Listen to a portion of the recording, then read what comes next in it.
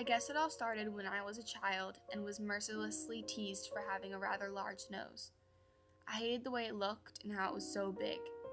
Noses became a large part of my life, and I noticed them on people before anything else.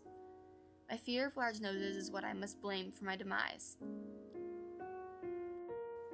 As I sit in my cell, sentenced to die, I look back on what happened that night. I did not hate the girl, but that nose was out to get me. Her name was Penelope, and she was part of the family that I served. My family had been their butlers for generations. It was Christmas time when I first noticed the nose. It had not occurred to me that Penelope had a large nose, and so I started putting up the decorations. The family always had a love for the holidays, Christmas in particular. When opening the Rudolph box in the basement, all of the red noses started staring at me from the inside. I could not handle putting them out around the house, so I started stuffing the decorations in a hole in the wall. That nosy little girl came down while I was hiding the decorations. To be sure she did not become suspicious, I told her that I was throwing away the old, broken decorations. She gave me a weird look, turned around, and walked upstairs to play with her toys. At that moment, it struck me that something needed to be done about her nose. I think that her nose was controlling her, and it was the reason that she came downstairs to see what I was doing. I know that somehow I had to make sure the nose never divulged my secret. If the family knew that I had an aversion to large noses, they would think that I was insane and fire me for sure. I spent the next few weeks thinking of ways to dispose of the nose. The family needed to be separated from that nose for their own good, even if it meant that Penelope had to go. I began to look around the house at night, trying to find the right moment to kill her. One day, the perfect method of killing her hit me like a pound of bricks. I would lure her out of her bedroom late at night, then I'd take her to Christmas stocking, pull it over her head, suffocating her, essentially rendering her nose useless. Christmas Eve seemed like the perfect night to kill her. When the family was asleep, anticipating the arrival of Santa Claus, I would go in for the kill. I decided to pique her interest by pretending to be jolly old Saint Nick.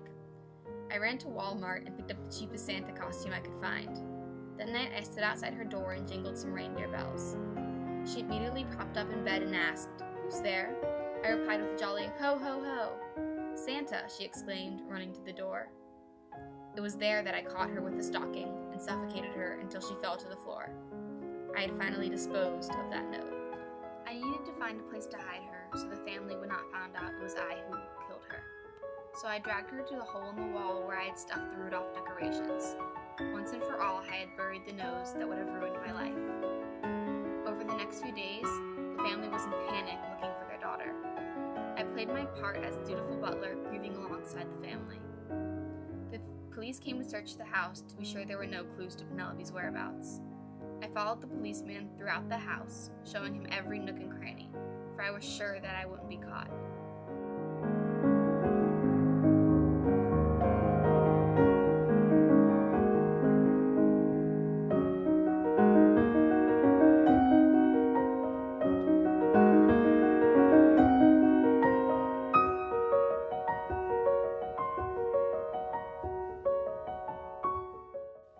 Eventually, we got to the room where Penelope was hidden.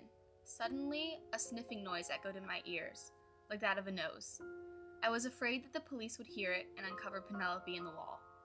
I tried to act normal, but that noise was ringing loudly in my ears. I started frantically looking at the spot on the wall where the hole had been. The officer noticed that I was uncomfortable now and saw where I was looking. He headed towards the wall and gazed upon it, wondering if there was something on the other side. He then ripped apart the wall and soon discovered that Penelope had been stuffed inside, along with numerous nose decorations. I suddenly started screaming, "I knew you would be my demise, you grotesque noses." The police officer jumped and handcuffed me. He knew it was I who had committed this crime. I was immediately sentenced to death and was ordered to see many psychiatrists to try and understand what was going on in my mind.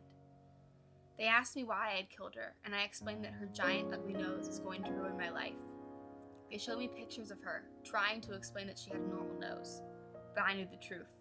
Her nose was out to get me, and if I had to do it all over again, I would not change a single thing. So now here I sit, awaiting my execution. I notice big noses on everyone around me, and I am almost thankful that I will soon be taken out of this world.